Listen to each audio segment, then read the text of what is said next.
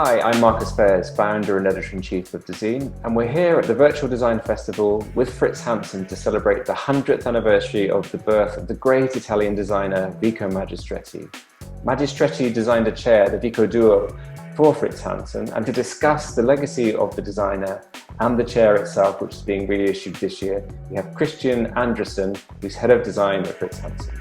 Hi, Christian. Hello. Tell us a little bit about where you are, first of all, Christian. Where are you? Yeah, I'm sitting at our headquarters, at Fritz Hansen's headquarters in Allerød, which is a city north of Copenhagen, where Fritz Hansen has been for the last 120 odd years. So I'm sitting at the factory. Are you the only person there, or is the factory? No, I'm not the only one here. We are following the rules to the max here. It's very hard to drive a design company and be close to all our things up here if on a distance. So we are on this role shift thing, but a few people from each department, and so the machine is still running up here. Tell us a little bit about yourself then. What do you do at Fritz Hansen, and what is your background? My title here is head of design, and I am the proud owner of the Fritz Hansen collection and the sort of roadmap and pipeline of products that we develop up here. Both in furniture, in light, and in accessories. Tell us a little bit about Fritz Hansen then, if you could tell us the history of the company and the kind of products that it produces and the whole ethos of the brand. Yeah, Fritz Hansen was founded in 1872 by Fritz Hansen himself as a carpentry and a sort of parts making company for other furniture brands in the center of Copenhagen. Quickly evolved into becoming an own brand with own products, and in the kind of the beginning of the 10th, just after the century shift, we moved up here to Allerød because of logistics and because of the forest that we are sitting in the middle of, which was our natural resource for the many years in the beginning of Fritz Hansen's history, when it was all about solid wooden furniture. Until a few years ago, a family-owned company, now owned by a foundation, a charity foundation. But mainly our focus has been on producing sort of high-quality, crafted furniture, and in the later years also light and accessories. We started off, or Fritz Hansen started off, working with kind of non-designed products designed by the manufacturer ourselves, but already in the late 1930s, Fritz Hansen started collaborating with architects and designers and became what I consider today a design-driven and design-passionate company. We consolidated ourselves, so to speak, in the beginning of the 50s and probably developed our design DNA together with Arne Jacobsen and Paul Kjærholm and Wegner and the others who designed furniture products for us from the late 1940s and forward. That has been driving the company ever since. You said that the company moved to be closer to the forest where the wood comes from, in fact, into the middle of the forest. And when you were setting up your laptop at the beginning of this talk, you showed me out the window and you literally are in a forest, right? Yes, we are. Yeah, it is. The spot up here was chosen as you know, the site for the lumber mill that would supply Fritz Hansen in the city with materials. But quickly, there's always a son in a company like this that wants to revolutionize his father's business. And so was it for Fritz Hansen as well. The son, Christian Hansen, was the one industrializing Fritz Hansen and seeing the opportunities in working with both an industrial way of producing, but also working with architects and designers. And it is literally in the middle of the forest. We long ago gave away the forest to the city of where we are for them to have. And all of the surroundings here around us, the vast production facility, which the lumber mill is far gone, has been giving to the Boy Scouts and the walking club and the whatever. So there's a lot of people just around us. We sit in the middle of a inhabited, full of villas and stuff. So it is quite a unique location. So it's good to know that the forest is still there. You didn't chop all the trees there. No. No. I think very shortly after he realized that the forest was by far not big enough for his venture. So luckily it's still there. And you mentioned some of the great Danish and Scandinavian designers that Fritz Hansen worked with in the early days. but clearly you worked with other designers as well, including Vico Magistretti. So talk about the designers that you've worked with over the years, and the Scandinavian ones and the non-Scandinavian ones as well. It probably started all the way back in the 30s when old kind of and famed Danish designer Kåre Klint came to Fritz Hansen with a chair for a church out in Bellahøj outside Copenhagen, which is now a very famed and listed building. And I think the curiosity of Fritz Hansen's son, Christian, collaborating with these kind of creative minds and seeing both an opportunity for his company, but also an opportunity for let's say developing a Fritz Hansen style, started already there. Quickly it became Hans Wegner in the years around the Second World War, but it was kind of the arrival of Arne Jacobsen in 1949, sort of 1949, 1950, where he was commissioned to do a headquarter for a Danish pharmaceutical company, and he made the ant chair. He was very much inspired by the Rogers and the Signens and whoever, the Eameses, who worked with modern materials, and his plywood, one piece plywood chair that then became the ant, was the beginning of sort of probably the more well-known Fritz Hansen brand. Quickly, a lot of other designers came in. Many of the designers of the time, of the 50s and 60s, died young. They died in the late 60s, early 70s. So quickly it became Werner Panton and other Danish and Scandinavian designers. And then Fritz Hansen ventured into a period of a lot of focus on the contract market, bringing in designers, both Danish designers, but also international designers like Vico Magistretti and Burkhard Vogtherr and others. Pierre Lissoni came in the 80s and 90s. Danish designers like Kasper Salto and Cecilie Mans. And lately here, within the last 10-15 years, it's been much about Jaime Hayon and Nendo and others who are working, or that I am working with now on our current collection. So it has been a slow move towards a more international design community around us, and also let's say a need for Fritz Hansen to have a global outlook on what we do, and thereby also encompassing foreign or non-Danish designers. And it has brought us a lot. It has brought us a lot of knowledge about the world and the market, and it's brought us a lot of good discussions and good design projects over the last, let's say, 25 years. And how do you ensure, when you're working with a designer like Jaime Hayon or Nendo, or indeed Vico Magistretti, how do you ensure that the product that they create with Fritz Hansen retains something of the Fritz Hansen DNA and doesn't look like a collaboration that those designers could have done with another brand? What is unique about Fritz Hansen's approach, its materiality, its design ethos, do you think? I think that, first of all, I'm the proud believer in that designers do not work for us, they work with us. And we have a very strong design team here consisting of designers and architects who it's almost impossible to get them away from the pen and the paper and into project management or whatever they do. But we spend a lot of time discussing with the designers, and we take big pride in sharing everything that we know in Fritz Hansen to our designers, and so to speak, teach them or enlighten them in all our aspects of how our company works.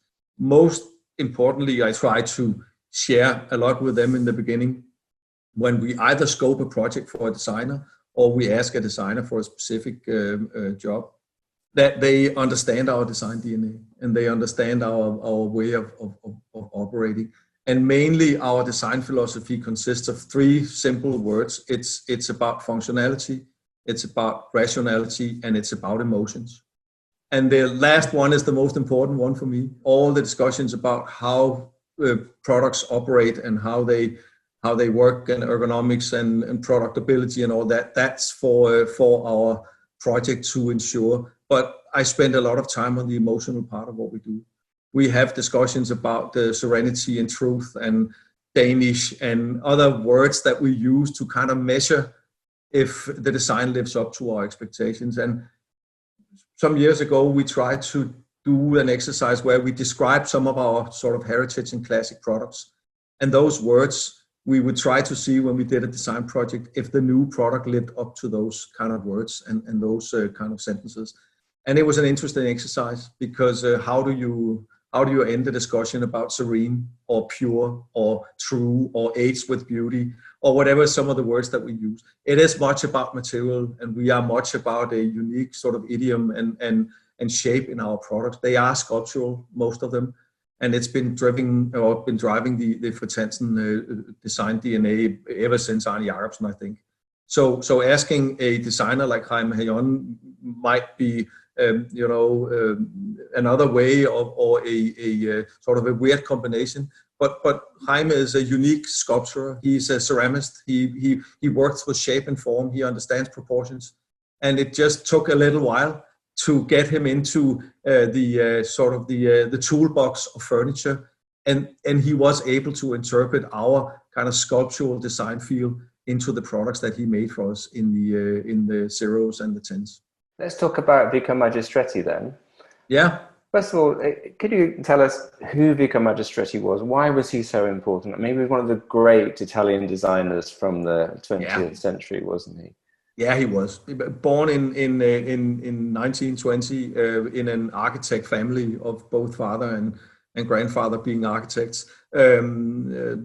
Studied at the Politecnica in Milan and is considered, in my book at least, among the three big design architects of Italy, if you put the credentials on them that they needed both to be good architects but also good furniture designers. So Magistretti and Castiglioni and Gio Ponti were probably the three that were most successful in switching between architecture, furniture, and interior with success.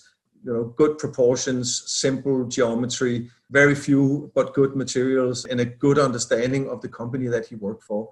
He was a good collaborator. And there are many stories about Magistretti's sort of appearance and his stay here. He loved being here, also because of the scenery here, that he came here in very late part of his life. His first project for Fritz Hansen was done in 1994, so he would have been 74 years old. So he would have been the Nestor or the senior when he came here.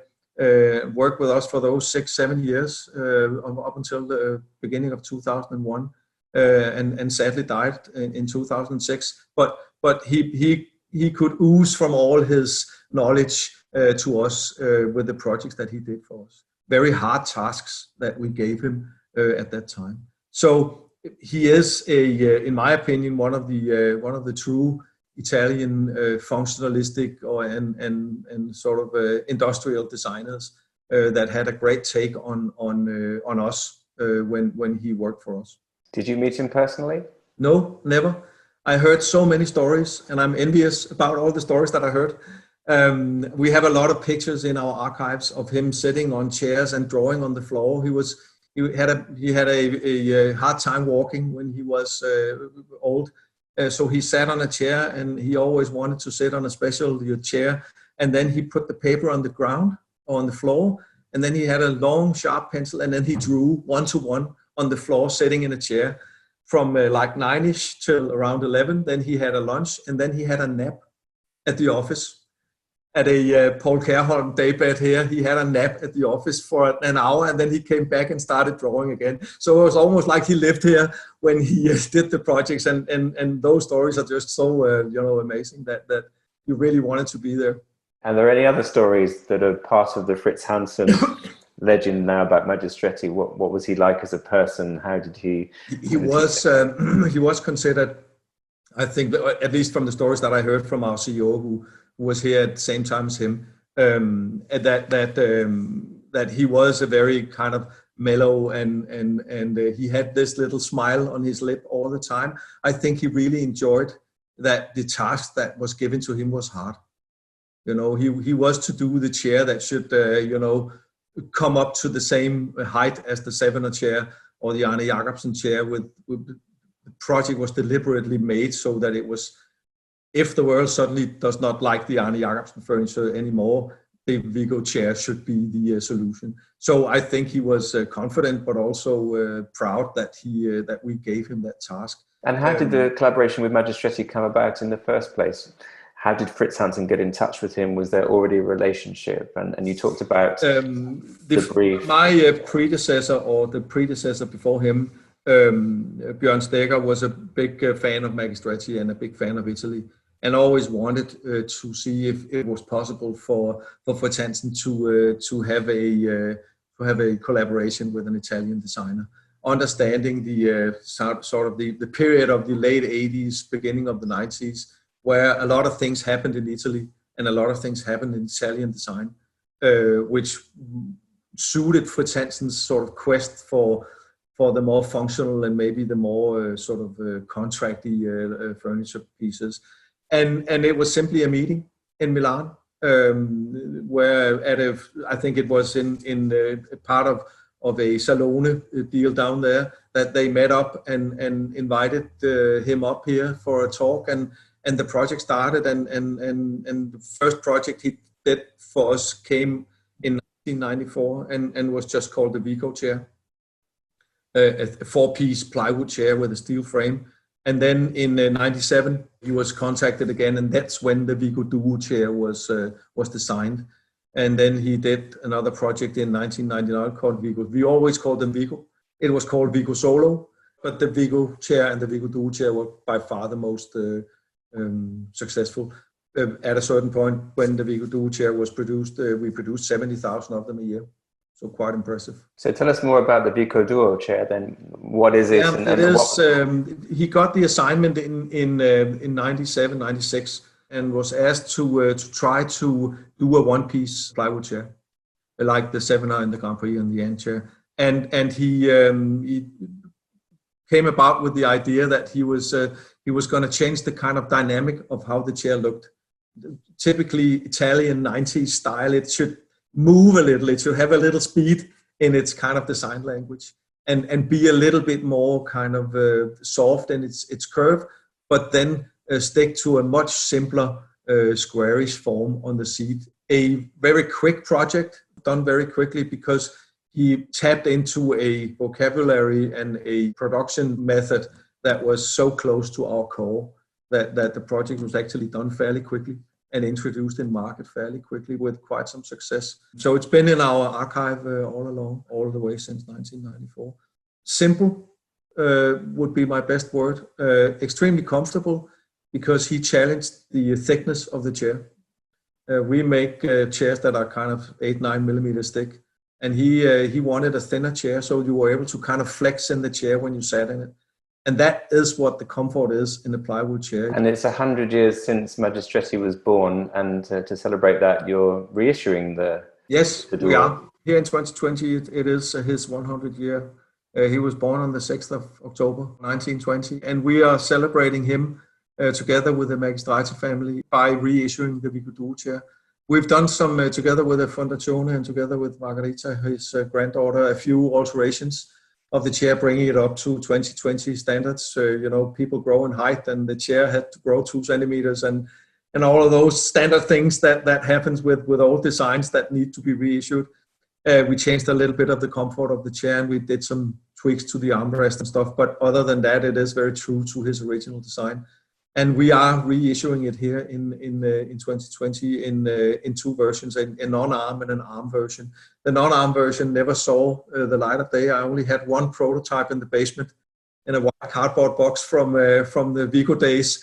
So it was also time to get that out of the cardboard box and see if that could fly. So we're actually doing both to do the celebration.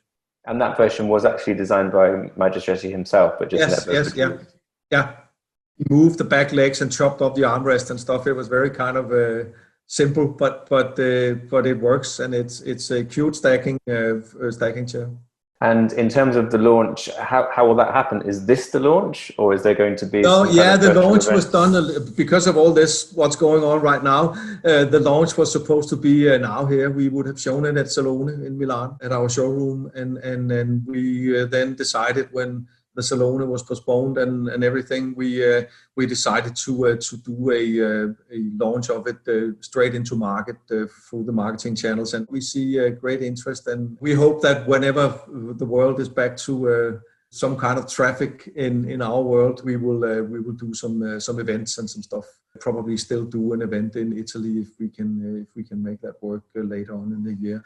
The Magistretti family had made a great effort in preparing the 100 year at the Salone this year, so it's a bit of a shame that it didn't happen. Well, we'll do our best to celebrate Vico's centenary online as best we can. Best of luck with the launch. Thanks so much for sharing it with us. And I think I could do with a flexible chair myself, because it's getting a little bit stiff here in our video studio, aka our spare bedroom at our house. Yes. Yeah. But thank you so much. Thank you so much, Christian, for sharing this with us. Thank you.